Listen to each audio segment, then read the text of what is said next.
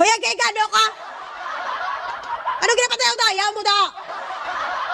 Feeling beautiful ka na sa suot mo na kurtina. Dala-dala sa coin babe sa rally, mano ka maluto? Rally, pinuntahan mo, ge, hindi cooking contest. Hindi porket ang suot mo ay mantel ng kapitbahay mo, ay magdala-dala ka na ng coin babe. Ano connection sa rally mo? Di mo ba alam na pwede ka makasuhan kasi red tagging yung ginagawa mo? Siyempre hindi mo alam kasi DDS ka nga zumbes. Hindi ka man lang tinuruan o hindi ka man lang sinabihan ng mga kasama mo ng mga zumbes na nakapaligid sa'yo na, hoy, age, itago mo yung corn beef mo. Kasi baka mamaya makasuhan ka, ge. Kasi red tagging yung ginagawa mo kasi alam naman natin na ang corn beef ay tinutukoy nyo yung mga nagkaladido, ang mga rebelde. Tama? Una natin lukuhin yung sarili natin kasi sigaw kayo na sigaw, corn beef yun sa isang video nyo, di ba? Mga zombies kayo.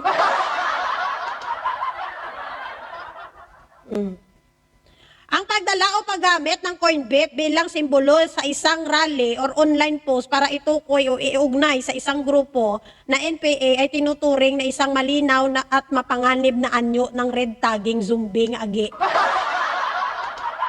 Gets mo, ge? Ang konstekto at militansya at karapatang pantao sa Pilipinas, ang corn beef ay isang mapang-asar at dehumanizing internet slang na ginagamit ng mga anti-communist trolls o pro-military accounts agi.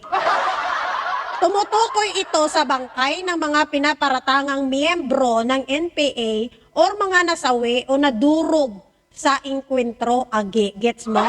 So red tagging kage. Bakit ito tinuturing na red tagging agi nga mangu nga walang alam? Direktang pag-uugnay sa NPA, ang paggamit nito ay ng isang grupo or individual ay tahasang pagbansag sa kanilang bilang o mga rebelyon, terorista na walang sapat na ebidensya agi.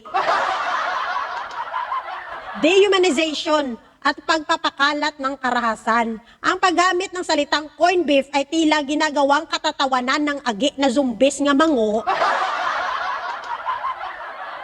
Ang pagpatay sa kapwa, yan yung tinuturing na corn beef, ge, di ba?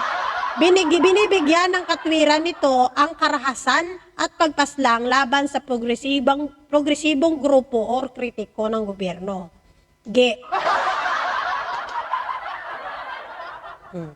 Kung may nakita kang ganitong uri nga agi, aktibidad o simbolo na ginagamit bilang pang-iinsulto sa ibang grupo ay maaaring makasuhan ng legal agi nga zombie.